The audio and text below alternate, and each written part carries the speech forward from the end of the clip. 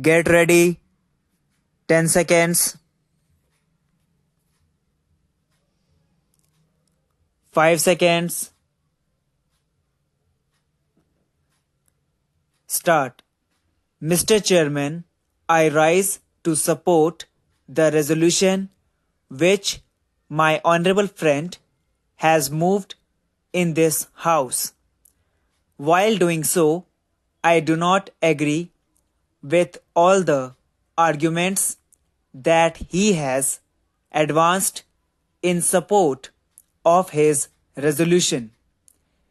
He has given certain impressive figures to show how our budget is expanding year by year and how the national debt is rising both in absolute terms and in per capita terms.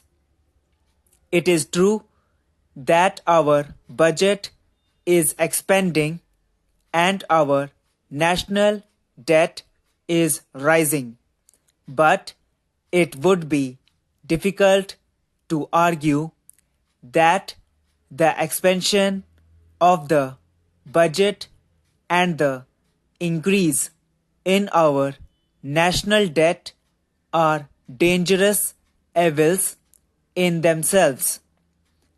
We have to realize that after India became independent, very many states have undertaken certain responsibilities which were not considered to be normal government responsibilities during the British regime.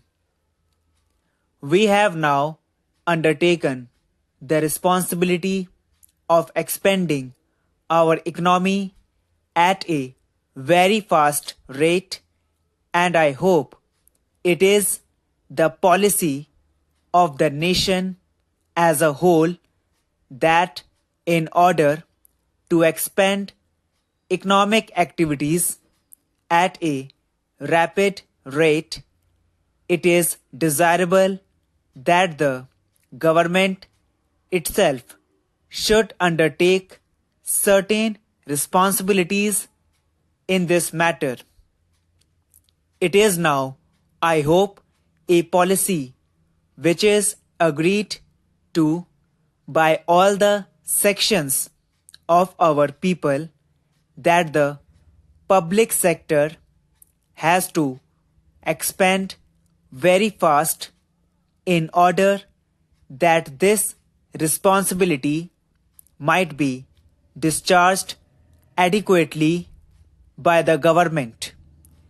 If the public sector is to expand, obviously the budget has to expand simultaneously with it because the various government departments are responsible for controlling and managing the concerns in the public sector.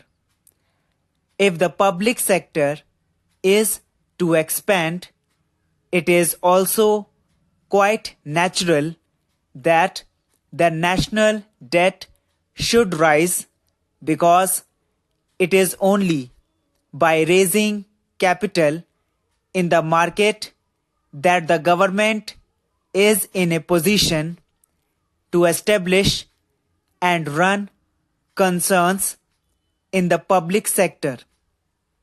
Government as such has not got any capital of its own which it can plug back into various concerns, first for establishing those concerns and then for running them.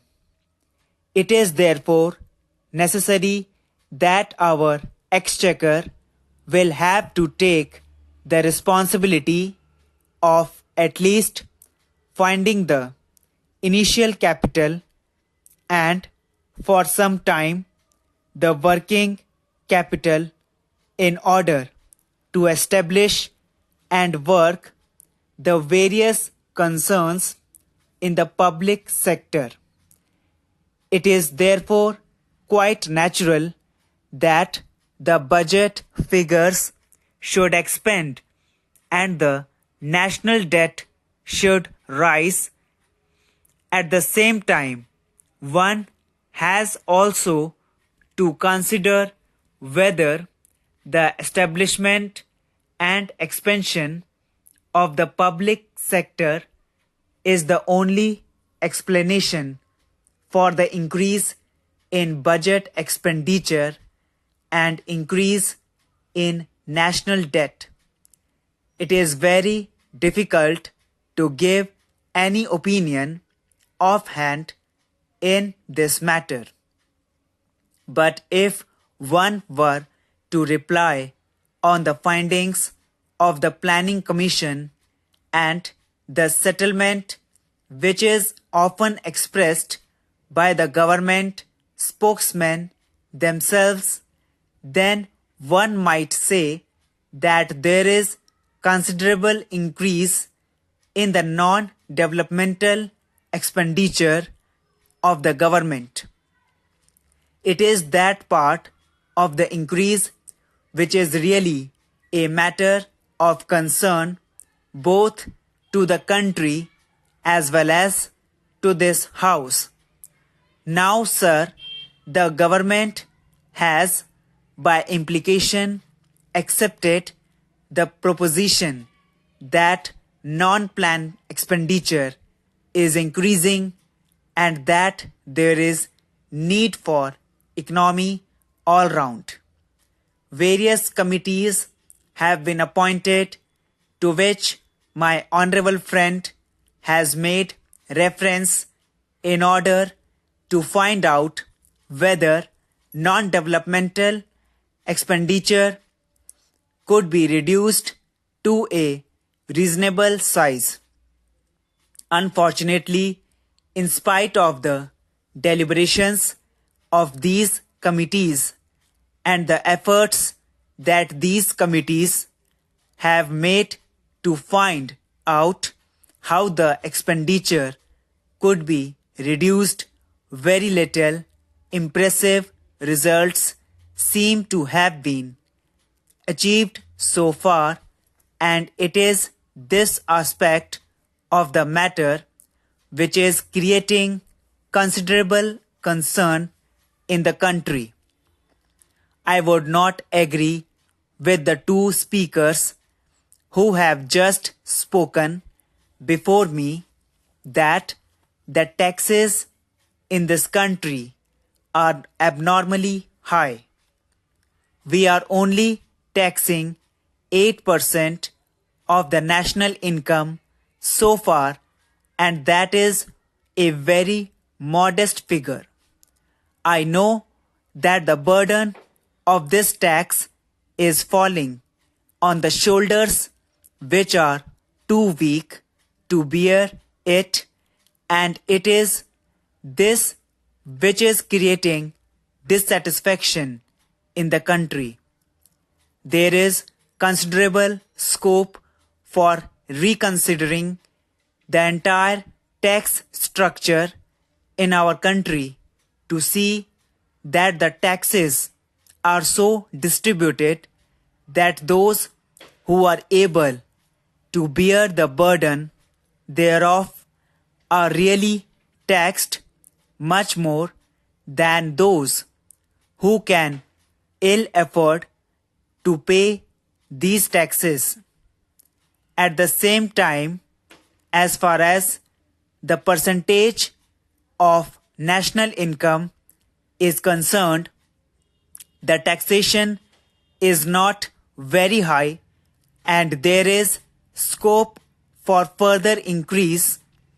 Again, the question is whether this increased taxation is going to be used for the development of the country or for expenditure which does not bring an adequate return in terms of capital formation, in terms of a rapid rise in the economic development and in terms of raising the standard of living of the people.